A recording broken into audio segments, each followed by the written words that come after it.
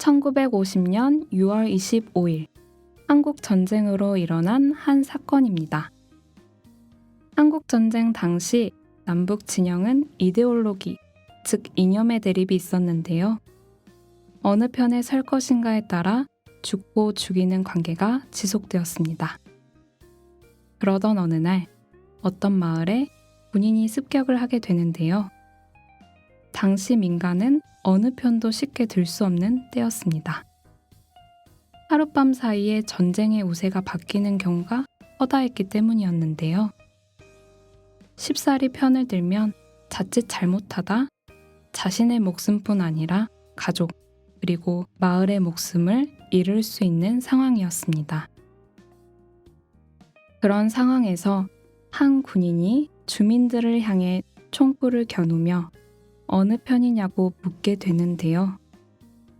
보통은 군인의 옷을 보고 죽음의 선택을 피할 수 있었는데 그때는 옷을 구별할 수 없는 깜깜한 밤이었다고 합니다. 어느 편에 서야 할지 아무런 정보가 없을 때 누군가 외쳤습니다. 저희는 배운 것이 없는 농사꾼입니다. 배움이 없어 어느 편에 서야 할지 모릅니다. 알려주신다면 그 편에 서겠습니다. 그날의 외침은 그 사람뿐 아니라 가족, 그리고 온 마을이 구원을 얻게 되었다고 합니다. 어둠이 짙은 세상은 어느 편에 서야 할지 아직도 선택하지 못하고 있습니다. 구원의 빛은 세상에 비춰졌지만 여전히 빛을 못 본 사람들은 죽음의 두려움이 있습니다. 어느 편에 서야 할지 모르겠다는 누군가의 겸손한 외침에 우리는 응답할 수 있습니다. 하나님의 편에서는 선택을 해야 한다고 말입니다. 하나님이 함께하는 라디오 광야에서 만난 엘림. 아직 끝나지 않은 우리의 전쟁, 의의 병기로 살아가는 방법을 전합니다. 로마서 강해 3권으로 지금 시작합니다.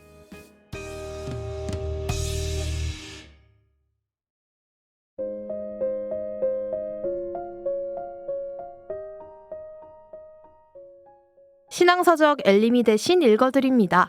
책과 함께하는 간증교재 엘림 책방. 6월에도 함께합니다. 안나 자매님 안녕하세요. 네, 안녕하세요. 네, 자매님 벌써 로마서 강해의 중간 지점을 지나고 있는데요.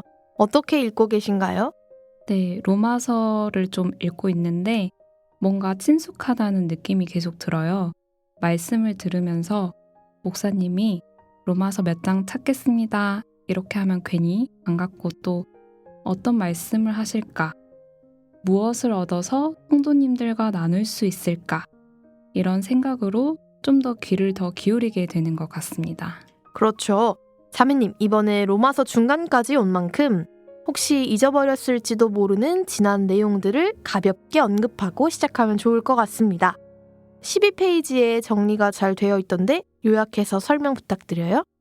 네, 로마서 1장은 사도 바울이 이방인의 죄를 지적했고 2장과 3장은 유대인의 죄를 지적하는 동시에 유대인이든 이방인이든 우리 모두는 죄인이며 율법으로 의롭다함을 받을 수 없다고 말씀했습니다.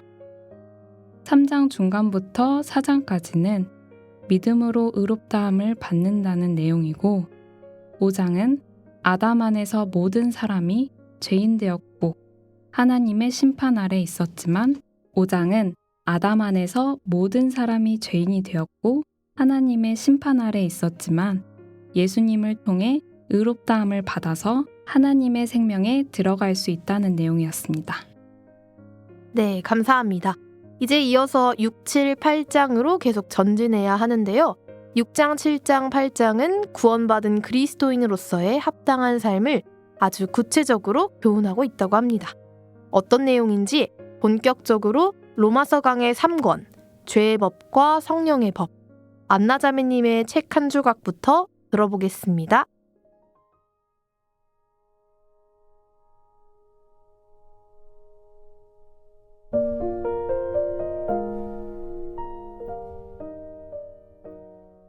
로마서 6장 15절. 그런즉 어찌하리요? 우리가 법 아래 있지 아니하고 은혜 아래 있으니 죄를 지으리요? 그럴 수 없느니라. 사도 바울은 앞서 우리가 율법 아래 있지 않고 은혜 아래 있음을 설명했습니다. 다시 말해 하나님과 우리가 재판장과 죄인의 관계가 아니라 아버지와 아들의 관계가 되었다는 겁니다. 25절의 내용을 오해하면 범죄에도 정죄받지 않고 용서받을 것이므로 죄를 지어도 괜찮지 않겠느냐는 어리석은 질문이 나올 수 있습니다. 바울은 그럴 수 없느니라 라고 단호하게 부정했습니다. 구원을 받아 지옥에 가지 않게 되었으므로 이제 죄를 지어도 된다 라는 말은 있을 수 없는 억지 소리입니다. 낳아주시고 사랑으로 길러주신 부모님의 은혜가 얼마나 큰지 생각한다면 다시 부모님의 말씀을 거역할 수 없습니다. 오히려 부모님의 은혜에 감사하며 마땅히 부모님을 더 잘 섬기려고 할 것입니다. 이것이 은혜 아래 있는 자의 마음입니다. 하나님은 값없이 우리를 구원해 주시고 아무 공로 없는 우리에게 영원한 천국을 약속해 주실 정도로 우리를 사랑하십니다. 그 사랑을 깨달은 사도 바울은 그리스도의 사랑이 우리를 강권하시는도다 라고 말씀했습니다. 강권하다는 말은 억압하다, 끌고 가다, 강요하다는 뜻입니다. 실제로 사도 바울은 그리스도의 사랑에 붙잡혀서 죽는 순간까지 주님을 위해 산 사람입니다. 그리스도의 사랑을 깨닫는 만큼 그 사랑이 그를 강권하십니다. 성령님께서는 하나님의 사랑을 우리에게 부릴 듯 하시고 그 사랑의 불길이 우리 마음속에 계속 타오를 때 우리는 주를 위해서 살 수 있습니다. 또한 그 사랑이 커질 때 우리는 죄를 지을 수 없게 됩니다. 로마서 7장 21절로 23절. 그러므로 내가 한 법을 깨달았노니 곧 선을 행하기 원하는 나에게 악이 함께 있는 것이로다. 이 속사람으로는 하나님의 법을 즐거워하되 내 지체 속에서 한 다른 법이 내 마음의 법과 싸워 내 지체 속에 있는 죄의 법 아래로 나를 사로잡아 오는 것을 보는도다. 우리 마음에는 하나님의 법을 즐거워하는 성령님이 계시지만 우리 속에 있는 또 다른 법인 죄의 법이 성령의 법과 항상 다툼을 일으킵니다. 성도의 내면에서는 육체의 소욕과 성령의 소욕이 서로 대접합니다. 성령님은 육체를 따라 살지 못하게 역사하고 육체는 이 성령님의 역사를 거스르고 대적합니다. 이 둘이 싸우며 엎치락 뒤치락하는 것입니다. 구원받은 그리스도인은 자기 자신과 싸우고 세상의 유혹과 싸우며 마귀의 건세에 맞서 싸워야 합니다. 이 모든 싸움은 결국 자기와의 싸움에서 시작됩니다. 자기와의 싸움에서 지는 사람은 참으로 주님을 위해 살 수 없을 것입니다. 누구든지 진 자는 이긴 자의 종이 됨이니라. 베드로후서 2장 19절 말씀대로 죄에 지면 죄의 종이 되고 육체의 소욕에 지면 육체의 종이 되며 마귀에게 지면 마귀의 종이 되는 것입니다. 이 신령한 전쟁에서 승리하기 위해서는 우리 속사람이 하나님의 능력으로 강건해지지 않으면 안 됩니다. 강건해진 속사람이 영혼을 거스려 싸우는 육체의 정욕을 제어하지 않으면 그리스도인으로서 승리하는 삶을 살 수 없습니다. 구원받은 그리스도인은 세상이 알지 못하는 신령한 투쟁이 있음을 잊지 말고 속사람을 강건하게 함으로 육신의 소욕을 과감히 무찔러야 할 것입니다.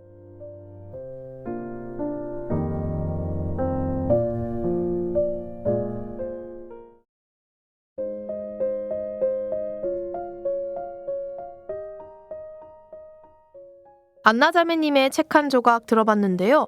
뭔가 두 조각 같은 한 조각이었습니다. 이번에 6장과 7장을 묶어서 소개를 해주셨는데 혹시 어떤 의미가 담겨 있을까요? 네, 두 가지 의미로 묶어봤는데요. 먼저 첫 번째는 그리스도인의 합당한 삶을 살고자 하는 마음들로 묶었습니다. 구원받은 후에 그리스도인은 죄값이 너무 크게 치러졌다는 걸 아니까 죄가 더 이상 즐기는 요소가 될 수 없잖아요. 오히려 마음을 더럽게 하는 오물같이 여겨지니까 새 인생의 더러운 죄? 마치 새 책에 낙서해 놓은 것 같이 정말 용납하기 싫다. 아, 정말 용납하기 싫다. 나 이제 죄 안 짓고 살고 싶다. 이런 태도가 구원의 은혜를 받은 사람이 갖게 되는 가장 순수한 마음이라고 생각이 들었어요. 하지만 언제까지나 새 책이 깨끗하게 상태를 유지하면 좋겠는데 시간이 흐를수록 낡아지고 찢어지고 하듯이 환경에 부딪히면 연약한 육체를 발견하게 되잖아요. 죄성이 사라지지 않고 속에서 끊임없이 투쟁하는 걸 깨닫게 되는 거죠. 마치 마음속에서 쿠데타가 일어나서 계속 장악 세력이 바뀌게 되는 것처럼 이런 일들이 우리 모두의 마음에 있다는 겁니다. 구원받고 그리스도인에게 남은 세 가지 싸움이 생각이 나는데요. 마귀와의 싸움, 세상과의 싸움, 나와의 싸움. 그 중에서도 나와의 싸움이 가장 빈번하고 또 만만치 않은 상대라고 느껴집니다. 장악 세력이 성령으로 독재하면 얼마나 좋을까요? 두 번째는 무엇인가요? 두 번째는 중심 말씀이었던 6장 15절 그리고 7장 21절로 23절에 나오는 공통적인 단어였죠. 바로 법인데요. 최근에 희한한 법들이 있는 나라를 알게 되었어요. 아까 독재라는 표현을 쓰셨는데 이 나라의 희한한 법들은 바로 전임 대통령들의 독재에서 생긴 것들이라고 합니다. 중앙아시아의 북한이라는 별명이 있고요. 이름은 조금 생소할 수도 있어요. 투르크메니스탄이라는 나라인데요. 이 나라엔 희한한 법들이 참 많은데 그 중에 제 눈에 꽂힌 법이 이 도시의 모든 차는 흰색으로 바꿔라 였어요. 참 말도 안 되는 법인데 로마에 가면 로마법을 따르라는 말이 있듯이 법이 공포되었기 때문에 실제로 지켜야 하는 법이 되었습니다. 흰색법이라고 해서 뭔가 가볍고 우습게 느껴지기도 했지만 실제로 그 나라에선 지켜지고 있다는 사실이 내가 갖는 성령의 법은 분명 이것보다는 진지하고 경건하게 지켜져야 하는데 더 가볍게 여겨서 자꾸 잊어버리고 법 없는 것처럼 살 때도 많구나 반성했습니다. 그리고 주권자가 바뀌어서 개정된 지가 언젠데 자꾸 예법으로 들어가려 하는지 참 육신의 간성이 지독하다는 생각도 했는데요. 진짜 성령님이 절 독재해 주셨으면 좋겠는데 의지와 상관없이 나에 대한 통치권을 그냥 가져가셔도 좋은데 어쩌면 선택을 하게 해주신 것은 어떤 의미로는 존중이고 사랑이기에 참 하나님께 감사를 드리게 됩니다. 결국 우리는 자유의지를 가지고 그 은혜의 법 아래 언제나 좋은 선택을 해야겠죠? 그럼 찬양 한 곡 듣고 제가 고른 책 한 조각 만나볼까요?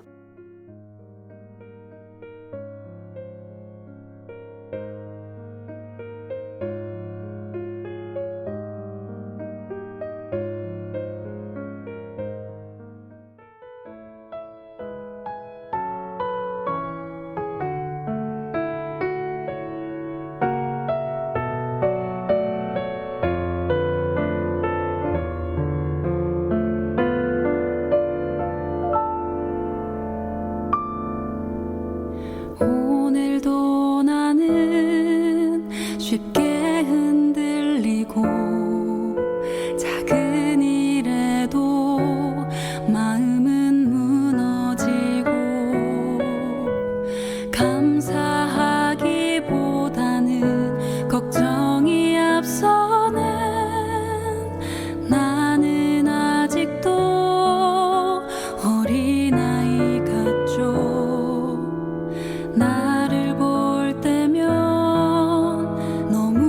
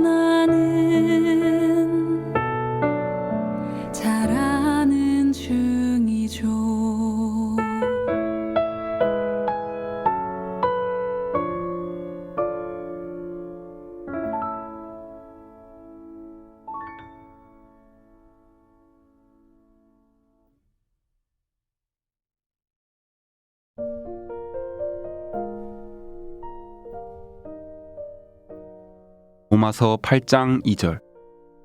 이는 그리스도 예수 안에 있는 생명의 성령의 법이 죄와 사망의 법에서 너를 해방하였음이라. 육체 소욕을 이기기 위해서는 그보다 더 큰 힘이 있어야 합니다. 물체가 땅으로 떨어지는 이유는 중력의 법칙 때문입니다. 물체가 떨어지지 않게 하려면 중력의 법칙보다 더 큰 힘이 그 물체를 붙잡고 있어야 합니다. 마찬가지로 생명의 성령의 법이라는 더 큰 힘이 나를 붙잡으면 죄와 사망의 법에서 해방될 수 있습니다. 우리의 육신의 소욕은 항상 죄를 짓고자 하지만 이보다 더 큰 생명의 성령의 능력에 붙들리면 죄를 짓지 않고도 살 수 있게 되는 것입니다. 그렇다면 생명의 성령의 법을 어디서 얻을 수 있을까요? 사도 바울은 그리스도 예수 안에 있는 생명의 성령의 법이라고 말씀하셨습니다. 생명의 성령의 법은 내 안에 있는 것이 아니라 주님 안에 있다는 사실을 먼저 알아야 합니다. 그렇다면 어떻게 하는 것이 주님 안에 거하는 것일까요? 주님 안에 거하는 것은 구원받은 성도들의 무리, 곧 주님이 함께 계셔서 역사하시는 교회 가운데 거하는 것입니다.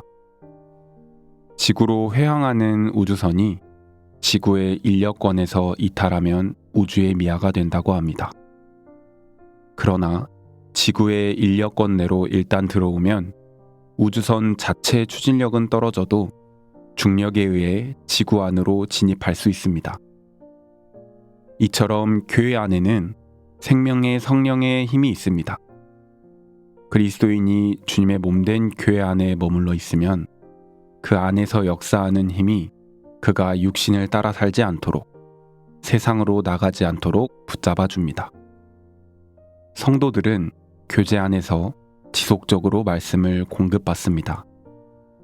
들은 말씀을 잊어버리고 또 듣고 잊어버리더라도 그 과정 속에서 자신도 모르게 신앙이 성장합니다.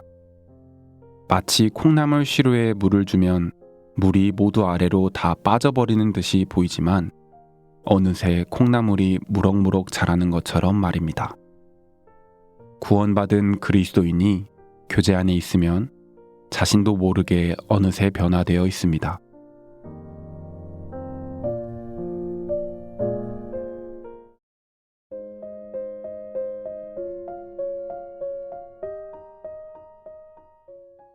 제가 고른 책 한 조각입니다.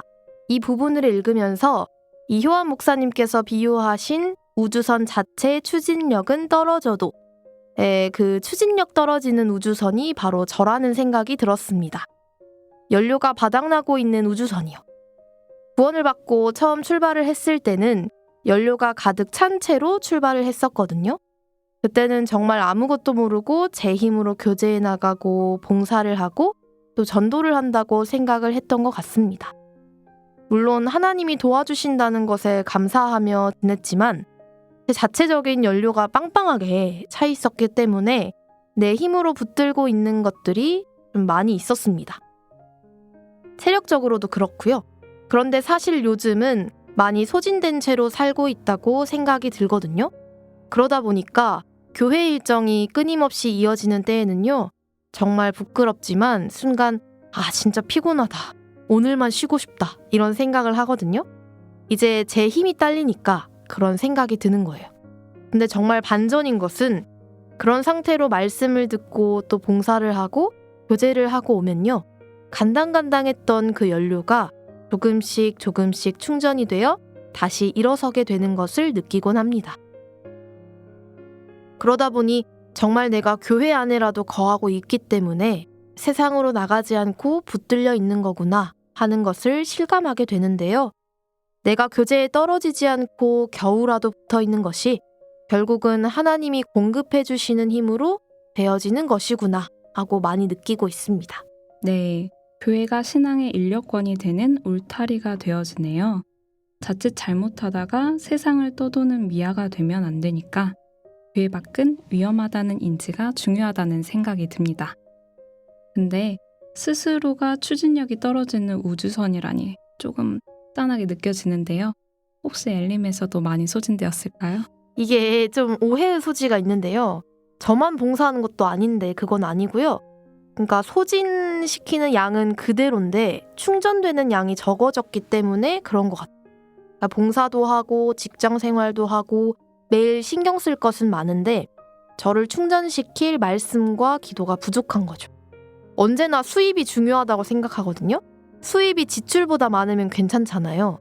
지출이 80이면 수입이 81만 되어도 커버가 가능한데 수입이 이제 70밖에 없으면 문제가 되는 것처럼 좀 저를 충전시킬 공급이 부족했다. 이렇게 생각이 듭니다. 저는 가끔 제가 왜 여기 미디어 선교부에서 엘림이라는 봉사를 하고 있을까 하고 종종 생각을 하거든요. 감사한 것이 많기는 한데 때로는 봉사가 버겁게 느껴질 때도 있잖아요. 그런데 요즘은 내가 이 봉사를 통해서 주님으로부터 더 멀어지지 않도록 붙들려 있는 거라고 생각이 듭니다. 어쩌면 부담스럽고 또 버거운 마음으로 대본을 쓰고 녹음에 참여할 때가 있는데요. 언제나 돌아올 때는 형제자매님들이 주신 에너지로 충전이 되어서 돌아옵니다. 제가 너무 연약하고 연료가 떨어져가는 우주선인 걸 알고 계셔서 자주 충전해 주어야 해서 이 봉사를 제게 주셨구나 하는 생각에 감사한 마음도 듭니다. 네, 감사로 마무리되어서 참 다행이라는 생각이 들면서도요. 정말 쏟아내야 하는 에너지도 많다는 것에 참 응원을 해주고 싶은 마음이 들어요. 자매님을 위해 충전할 수 있는 충전소가 되어줄 말씀과 교재들이 참 많았으면 좋겠어요. 조금이라 느껴져도 자주 있으면 제법 충전이 될 거니까요. 그래서 제가 그 책에 나오는 콩나물 시루에 대한 이야기가 더 공감이 되었는데요. 예전에 그 청년의 말씀 중에 한 목사님께서 신앙의 성장은 계단과 같아서 일직선인 것처럼 보이지만 어느새 한 칸 올라서 있게 된다고 하셨었거든요. 지지부진한 듯 보이지만 교회 안에 있으면서 공급을 받고 있는 매 순간이 쌓이고 모여 내일의 더 나은 날을 만들어간다고 생각이 들면서요. 교회 안에서의 시간을 정말 보약 한 재처럼 여겨야지 하고 다짐해보게 되었습니다. 한심한 오늘의 나이지만 교회 안에 있다 보면 언젠가는 한 계단 더 올라서 있겠지 하고 생각을 하면서요. 자매님의 이야기를 듣다가 조금은 충전해주고 싶은 이야기가 생각이 났는데요. 우주선 하니까 생각났는데 뉴스에 심심치 않게 등장하고 꽤나 잘 알려진 인물에 대한 이야기예요. 테슬라의 창업주 일론 머스크라는 사람인데요. 일론 머스크는 돈이 많은 부자로 알려져 있는데 그 분이 돈을 벌게 된 원천이 스페이스 X라는 우주 사업과 관련되어 있어요. 기존의 로켓을 발사할 때는 발사체가 공중에서 분리돼서 추락해버리게 되는 시스템이었는데요. 그렇게 되면 비용적으로 30%는 우주 로켓으로 발사가 되고 남은 70%는 공중에서 추락해버려지는 비용이었다고 해요. 그런데 일론 머스크가 스페이스 X를 통해 궤도 발사체를 재활용하는 기술을 개발하게 되는데요. 이제까지 70%가 당연한 낭비였었는데 그걸 재활용해서 다시 우주로 쏘아 올릴 힘을 생성한다는 게 그가 가진 엄청난 재산에 상응하는 충분한 가치였을지도 모르겠다는 생각을 했습니다. 예전에 동생과 교제를 하다가 이런 내용이 있었는데요. 하나님은 처음 인간이 죄를 지을 때 다시 창조하지 않으시고 구원의 역사를 이루어주시는 게 참 감사하다. 악을 선으로 바꿔주시는 분이 마지막에 지구도 재활용하셔서 아름답게 바꿔주실 테고 우리도 그저 쓸모없게 내버려두지 않으시고 재활용해 주실 수 있다고 이런 내용으로 서로 위안을 얻었었는데요. 자매님의 쏟아낸 에너지가 누군가의 신앙의 영양분이 되어서 그분이 성장한다면 그리고 그분이 또다시 에너지를 자매님께 전달한다면 재활용되는 가치를 천국에서 하나님께서 충분히 인정해 주실 것이다 이런 생각을 했습니다. 네, 누군가의 신앙에 영양분이 될 만큼 쏟아내야 할 텐데 그 정도는 아니긴 하는데요. 저는 해야 하니까 하는 건데 그런 멋진 선순환이 일어날 수 있다면 정말 기쁘고 또 행복할 것 같습니다. 좋아요. 힘을 내면서요. 함께 나눌수록 배가 되는 신앙의 영양분 함께해요 이벤트 속에 나갑니다.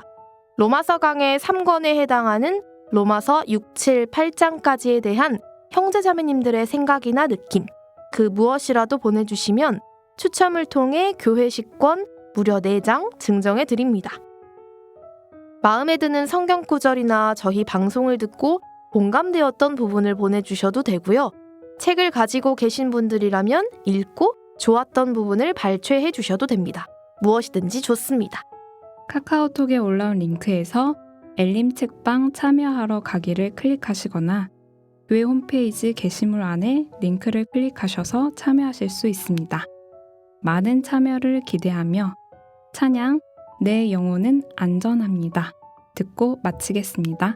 감사합니다.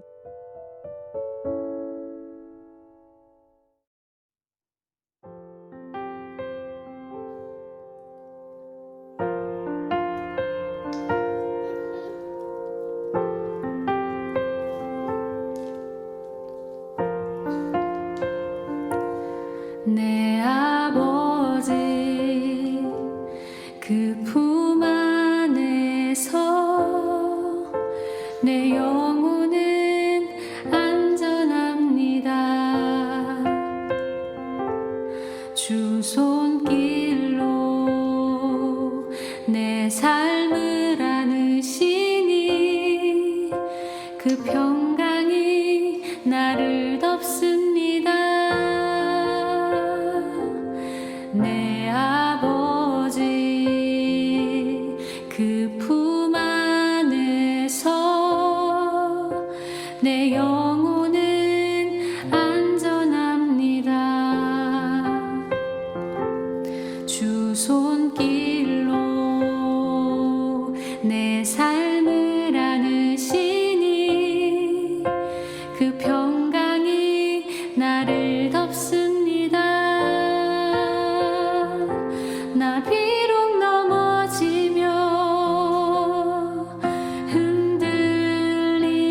흔들리지만 주 내 안에 거하며 나를 붙드시니 내 생각을 주께로 돌리고 주시는 평강의 옷을 입습니다.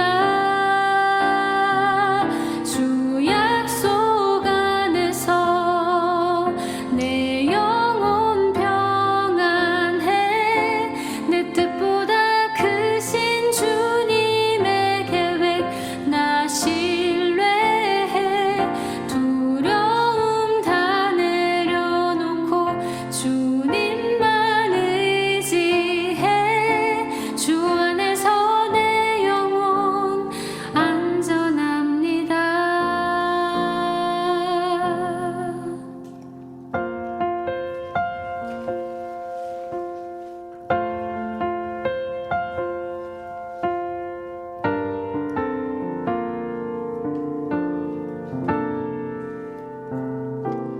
내 아버지 그 품 안에서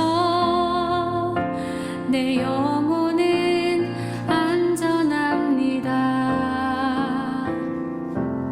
주 손길로 내 삶을 안으시니 그 평강이 나를 덮습니다. 나 비록 넘어지며 흔들리지만 주 내 안에 거하며 나를 붙드시니 내 생각을 주께로 돌리고 주시는 평강의 옷을 입습니다.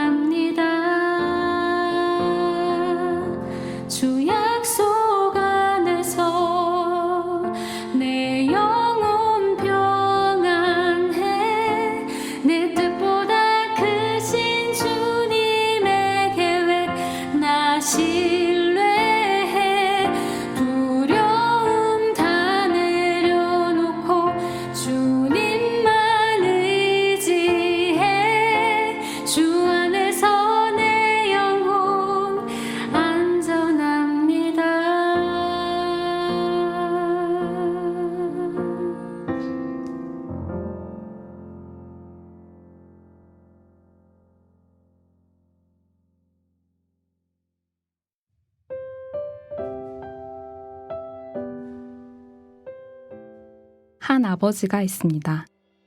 그가 가진 것은 가난과 일하기 어려운 몸, 그리고 3명의 자식들입니다. 그는 오랜 고심 끝에 어떤 결정을 합니다. 자신과 자식들의 왼쪽 팔에 십자가 모양과 점 4개의 문신을 새겼습니다. 훗날 떨어져 살아도 서로를 알아볼 수 있는, 가족만이 알 수 있는 표식을 남긴 후 1975년 전주 보육원에 새 아이들을 맡깁니다. 아버지의 걱정은 현실이 되었고 막내딸은 저 멀리 태평양 너머로 해외 입양을 가게 됩니다. 6년이 지나 두 아들은 아버지와 함께 살게 되지만 가족들은 함께하지 못한 막내딸을 그리워합니다. 오랜 시간 동안 두 아들이 가진 십자가 모양은 삶의 흉측한 상처로 남아지기만 했습니다. 그런데 43년이 지난 후 해외 입양인들이 가족을 찾는 사이트에 가족이 알던 그 표식이 나타납니다. 형제들을 찾을 때 표식으로 사용하라. 돌아가신 아버지의 뜻에 따라 형제들은 이산된 가족을 비로소 하나 되게 합니다. 아버지의 사랑은 상처를 남기기 위한 것이 아니라 상처를 견뎌내고 비로소 하나가 되길 바라는 간절함이었습니다. 너는 나를 인같이 마음에 품고 도장같이 팔에 두라. 사랑은 죽음같이 강하고 투기는 음부같이 잔혹하며 불같이 일어나니 그 기세가 여호와의 불과 같으니라. 이 사랑은 많은 물이 꺼치지 못하겠고 홍수라도 엄몰하지 못하나니 사람이 그 온 가산을 다 주고 사랑과 바꾸려 할지라도 오히려 멸시를 받으리라. 아가서 8장 6절로 7절 말씀. 사랑을 방해하는 것들이 있기 때문에 우리의 사랑은 고통을 낳습니다. 하지만 그 고통마저 스스로 피투성이가 된 채 십자가 틀에 놓으신 주님이 감당하셨습니다. 죽음같이 강한 사랑, 무엇과도 바꿀 수 없는 사랑. 그 사랑에 우리는 그리스도의 흔적으로 비로소 하나가 되었습니다. 하나님이 함께 하시는 라디오 광야에서 만난 엘림. 오늘도 주 안에서 평안하시기를 기도합니다.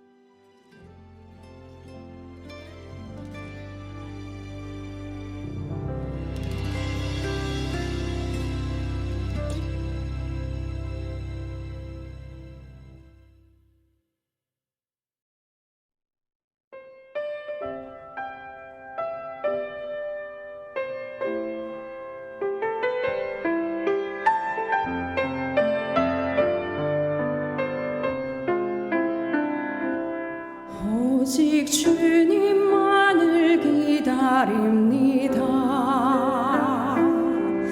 내 삶에 오신 주님만, 오직 주님만을 기다립니다.